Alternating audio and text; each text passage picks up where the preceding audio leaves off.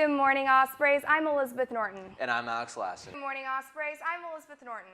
And I'm Alex Lassen. I'm Elizabeth Norton. And I'm Alex Lassen, and you're watching Spinnaker News.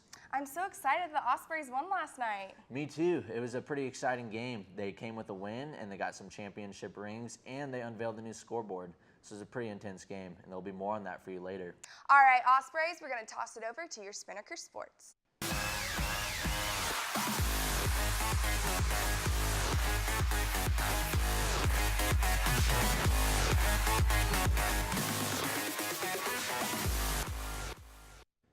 Good morning, Ospreys. Good morning, Ospreys. Good morning, Ospreys. Hello there, Ospreys. This is Alex Lassen with your sports segment. Today, we will be talking about two sports that are very dear to my heart, golf and women's volleyball. First, we're going to start off with the North Florida volleyball team. The women's volleyball team swoops to South Carolina as they face Wright State tomorrow night at 4 p.m. The team is coming hot off of 4 consecutive wins, with their most recent one being against Florida A&M. So let's hope this becomes numero 5. The women's volleyball team is now at 8 consecutive wins for the season after defeating JU 3-2 last Friday night at home. The match was neck and neck, with the Ospreys winning the first, third, and fifth sets, and the Dolphins taking the second and fourth sets. Can the Ospreys make history tonight at 7 against BCU? We gonna see.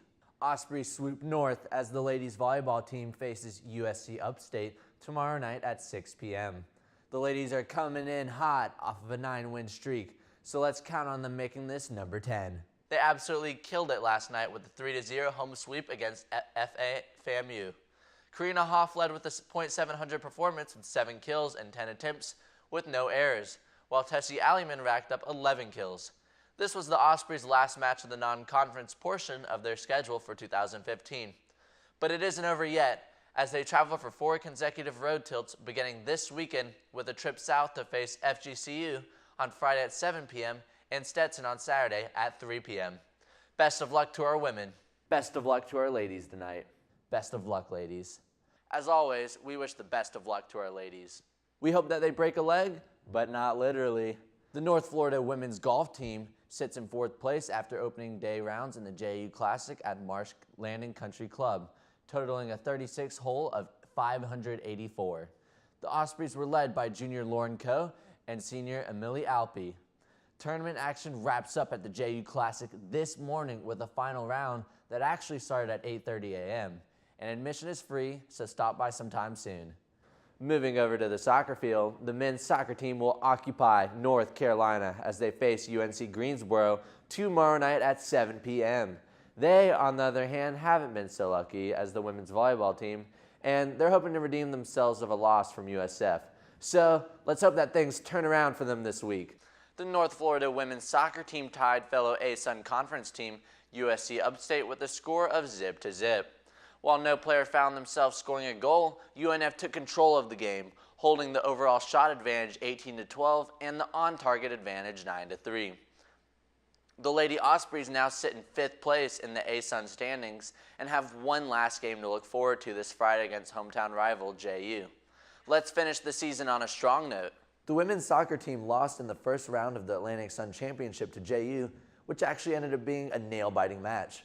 JU won the penalty kick shootout 6-5 after a 1-1 draw at the end of 2 overtime periods.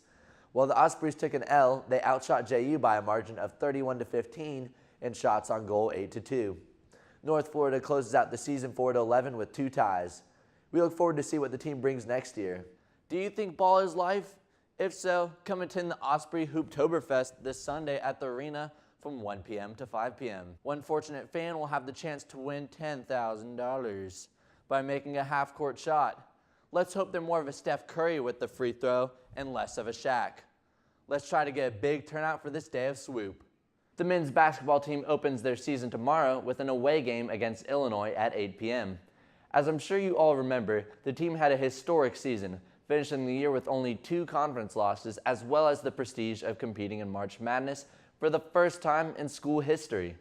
Things seem to only be more so in the team's favor as Coach Matthew Driscoll signed a 4-year contract extension with the team. I'm sure the guys will play terrific tomorrow, and it'll be exciting to see how the guys perform throughout the season. All right, last night's game was a pretty big deal. It was the only home game in a 7-game stretch, And they unveiled the new installed center hung video scoreboard. This scoreboard showed the team's new introduction video, and the fans got to take a look at it. Also, the players were given some pretty big championship rings for their 2014-2015 season. Now, this was last year, so you might not remember their accomplishments, but it was quite a lot. They won the Atlantic Sun regular season and tournament titles. In addition to that, it was their first appearance in the NCAA March Madness tournament. The men's basketball team plays away at St. Louis tonight at 8 p.m. The Ospreys are coming off of a brutal 61-89 loss from Louisville on Saturday, so we're hoping that they can swoop their way back to the top. The lead changed 9 times during the first half of the last game, and Dallas Moore did manage to score over 20 points, but even with this, Louisville just played too strong in the second half, with 15 UNF turnovers that Louisville ultimately converted into 23 points. Now, the UNF men's basketball team lost to LSU last night, 108-119. However, it was quite a phenomenal game for both teams. Dallas Moore and Bo Beach each scored 31 points, marking the first time in program history that two players tallied at least 30 points in the same game. Bo scored 22 points in the first half, while Moore took the lead in the second half, scoring 20 points. Now, this game marked the 4th time the Ospreys have reached triple digits and the second highest point total in the Division I era. UNF scored 19 of 33 attempted three-pointers with a 57% performance. Also, they successfully shot an incredible 84% of free throws. UNF held the lead for almost the entire game, up until there was less than 15 minutes of game time. Well, that's it for sports today. That's all we have for sports today. Liz, back to you. Thanks, Alex. There's a slight correction to be made about the exotic animal petting zoo. We reported that it would take place yesterday morning when in fact it will be happening next Wednesday, December 9th. This event, along with a few others, will happen during finals week with the intent of getting students a study break during one of the most stressful weeks of the semester. I'm so glad that they're going to do a petting zoo during finals week. Me too. It sounds like a furry good time. That's right. Well, UNF, this will be Alex and I's last show. We want to thank you for watching. Whether you're watching the cafe or on YouTube on your computer, we appreciate your viewership. All right, but before we go, you can check us out at unfspinnaker.com. Or you can like us on Facebook at facebook.com/UNFSpinnaker. And if you're on Twitter or Instagram, follow us at UNFSpinnaker. Be sure to stay tuned for your 3-day forecast, and have a great day, UNF.